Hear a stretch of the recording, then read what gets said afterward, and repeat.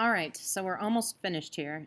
Unit 14, we will only have two units left after this. This is going to combine what we just learned with um, the acid-base unit and the equilibrium that we learned at the very beginning of the year. So this does cause some complications because we've got lots and lots of things in the solution. We have acids, bases, conjugate bases, and so this can get a little complicated. The most important part about this unit is being able to identify what reacts when you add something to water or to a previous acid-base solution.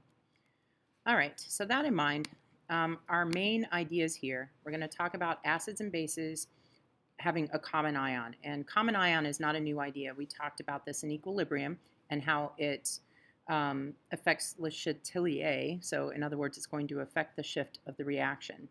Then we're going to talk something about buffered solutions and what those mean. Like what's the definition of a buffered solution, how we determine what their capacity is. In other words, how much acid and base they can take without changing their pH. We'll round this unit off with titrations and pH curves. Okay, there'll be a little blurb about acid-base indicators, but this is just a little bit of, there's no calculations to it, just a little bit of content knowledge there. All right, so as an introduction, buffers are in almost every living system that you can think of. Anything that could be sensitive to pH has some kind of buffering. The oceans are huge buffered systems. Our blood is a buffered system, and actually it's a very delicate system. But if you think about it, as we work out and we get lactic acid in our muscles and stuff like that, our blood has to be able to absorb that without changing a whole lot of pH. If they did, we'd all die. So buffers are actually really important, and it's a very applicable section for us to kind of cover. Okay. All right, so we're going to work a couple of practice problems in this section in this short video. So I would encourage you to get out your book and turn to page 699 because we will be doing the same practice problem in the textbook. All right, so common ions, just as a refresher, are solutions that contain a weak acid and the salt of its conjugate base can create a common ion system. So let me give you some examples so you can understand kind of what I'm saying here.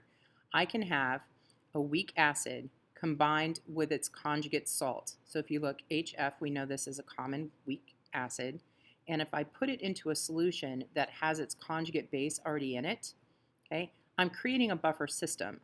I'm creating this common ion effect. And if you remember, Le Chatelier would tell us if this F is already in the solution, it's actually going to prevent the HF from falling apart. In other words, it's going to keep it from being as acidic as it would be. Okay. We can also have it out of a weak base and its conjugate acid. So it's the same idea, but we can do it with an acid or a base. So NH3 is our most common base. Hopefully you recognize it. And here is its conjugate, NH4. So this is a conjugate acid, and it also would deliver the same kind of situation. When this is put into water, my ammonia is put into water, it's going to produce NH4. Okay, but if NH4 is already in the system, it's going to cause it to shift left. In other words, not fall apart as much as it normally would. Okay, so hopefully you get kind of the gist of this. So soluble salts of conjugate acids tend to be electrolytes. And what I mean by that is they tend to fall apart because they're ionic. And if you remember from the salt section from the quiz you just took, you're going to hopefully remember that these things are ionic, and we look at them as independent ions, and they do tend to fall apart completely. So here's my example reaction of what I was just talking about. So here's my conjugate to NH3, ammonia, okay? And since it dissociates pretty much completely, this NH4 is what's important here. This is what's going to actually keep the NH3 from producing this OH ion. If you see it, it's right here. This common ion here is going to force this to turn to the left, shift to the left. All right, so we got a shift left there, and like I said, that keeps this from being as basic as it normally would be. All right, so this common ion effect here, you can see it again. I'm trying to see how to best explain this, but with this common ion, with this shift left, the idea is ammonia would normally produce a certain amount of OH, right? But if I have this other ion in here, I'm preventing it from producing as much as it normally would be. So basically, I'm weakening NH3 even more than it already is. And that's what we see with all these common ion effects. They're actually weakening an already weak acid or weakening an already weak base. And that allows us to keep a pH that is very similar to what we actually started with. So if I dump an acid or a base into the system, I actually have ions that can take care of either one of those and neutralize them. Okay, so here's my example of the weak acid. If I already have sodium fluoride, which is my conjugate base of HF, the weak acid, okay, and this falls apart completely, so I have 100% dissociation. And so this F minus that is now in the system is going to prevent my HF from falling apart even more than it already would. Again, keeping it more neutral and weakening that HF even more than it already is. Okay, so calculations for this common ion effect are going to affect it kind of like what we did in equilibrium. We're now going to have initial concentrations in our ice table. So it does complicate our Ka and our Kb concentrations just a little bit. So let's look at practice problem number 1. And like I said, this is going to be, it's going to start at the bottom of page 699 and go over the next couple pages that we're going to do. The equilibrium concentration of H plus in a 1 molar HF solution is 2.7 times 10 to the negative second molar, and the percent dissociation is 2.7%. So far this looks fairly familiar. Calculate the H plus ions and the percent dissociation of an HF solution if it already has some of this NaF in it. Okay, so in our ice table, we're going to have to take a look at that then, because I have an initial amount of 1 molar here. That's what I'm putting into the system. Okay, and it already has the common ion, so I'm going to have 1.0 molar for the F here. Now I don't have any H to start out with, but when I put the HF into the system, it's not going to produce as much as it normally would. Okay, so my change, my HF is going to lose some, my F is going to gain some, and my H is going to gain some. All right, so we're going to put these into our equation. Okay, so it should look something like this. My Ka has this, again, this part should look familiar. I have my weak acid HF dissociates into H and F on the top. My Ka is equal to this. But if you look here, this is where we don't have the x squared on top anymore. We have the 1 plus x times x over 1 minus x. So we solve for x, and we divide it by the 1 molar, and we get a 0.072% dissociation. Now, I know I went through this a little quickly, but since it involved a lot of things that we've already covered, I wanted to move on to the next one. Again, the book completely spells this out if you want to slow down and take another look. The last thing I'm going to cover in this video is something called buffered solutions, and I want to just talk and define buffers exactly and how it applies to this common ion effect.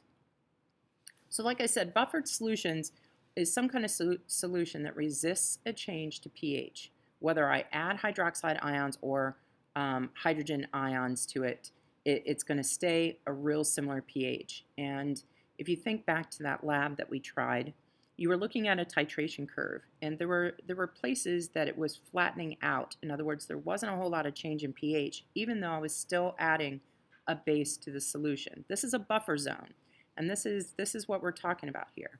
Again, there's lots of practical examples: blood, the ocean, some other things like that. But they're very common. So a solution can be buffered at any pH. It doesn't matter. It could be 8, 7, 6, whatever you want it to be. The idea is that I can still add acid or base to it, and I'm just not going to get a big change. All right, so if we look at practice problem number 2, I hope that this kind of explains it content-wise and still gives you an idea of what's going on. So if I have a buffered solution and it contains 0.5 molar acetic acid, has a Ka, and a 0.5 molar sodium acetate, so it's got some conjugate in there too, what is the pH? So here's my dissociation of acetic acid, and here is my Ka expression for it. Okay, so if you look at an ice table, if you put this into the ice table, I'm going to have an initial value of 0.5, and I'm going to add some dissociation to it, all over to the 0.5 of the acetic acid minus some of that dissociation. Okay? And actually, I think this is a typo here. Ignore that 10 right there. My apologies. And x equals 1.8 times 10 to the negative fifth for the H. We take the negative log of that, and we get the pH of 4.74. Okay? All right. So how does this work? So why does a buffering system actually work with the common ions? The idea is that if I add OH to a buffered system, it's going to have a weak acid in it, and all of a sudden a strong base turns into a conjugate, a weak conjugate base, therefore weakening the base as I add it. If I add H plus ions, a strong acid, to a buffered system, there's going to be a conjugate base in the system, and it is going to then take a strong acid and turn it into a weak one. Again, kind of taking up, absorbing these H plus ions and giving it an ion that it will actually attach to. And by doing that, you're weakening the effect of the acid. So buffered solutions are simply weak acids or bases with a common ion. That's it. These ions help us to absorb strong acids or strong bases and turn them into something that is weaker. So practice problem number 3 is the last thing we're going to do, and we're going to wrap this up. Calculate the change of a pH when I have 0.1 molar solid NaOH added to a buffer solution. So this is when we're going to actually take a look at what does OH do when I put it into this solution. Before the OH, it's 4.74. It's practice problem number 2. We just solved for that. So what happens after I put OH in it? All right, well, that means I have OH, I have acetic acid, acetate, and water. Okay, in the before and after table, we're going to do a little before and after table, some stoichiometry here. You don't have to include the water in that. You can take that off. All right, so we start with 0.5 molar of the acetic acid, and I have 0.5 molar of the acetate. If I add this OH in here, okay, and here's my reaction. The OH is going to react with the weak acid, take the H away from it, okay, and make water, which leaves us with acetate. So that means my limiting is my OH. So I'm not going to have any of it going into the dissociation. I'm going to have 0.49 of my weak acid and 0.51 of the acetate form. So I'm going to add to the acetate. Okay, so then I'm going to take these, and this is all in 1 liter, so that's convenient. My ice table is going to pick up where my mole table kind of left off here. My weak acid, acetic acid, is 0.49, and it's going to lose some, right, because it's going to dissociate. My H plus, I'm going to gain some of that, and I'm going to gain some more acetate as well. Okay, so I've got something just like the previous problem, except my I's here are a little different. My initial values of these two are going to be different. So if you solve for x here, okay, and you take the negative log of it, you're going to get 4.76. So it's a little bit different than the 4.74 that we just solved for in practice problem number 2, but really not that much considering we added that much strong base. So we kept the pH pretty close to what we started with by having that conjugate system in place. All right, and the last part of this problem was to determine what the pH was if we just had that amount in water. So NaOH is a strong base, and if we take its molarity and take the negative log of it, we get the pOH of 2 and the pH of 12. So comparing back here 4.76 to what would have been 12 in pure water, there's a huge change there. So that buffer system worked just the way it was supposed to. I encourage you to read this section in the notes. I just ended on page 702, I believe. So if you could read through that section, see if it helps, and I will certainly answer any questions you have on Tuesday. Okay? Hope you have a good weekend.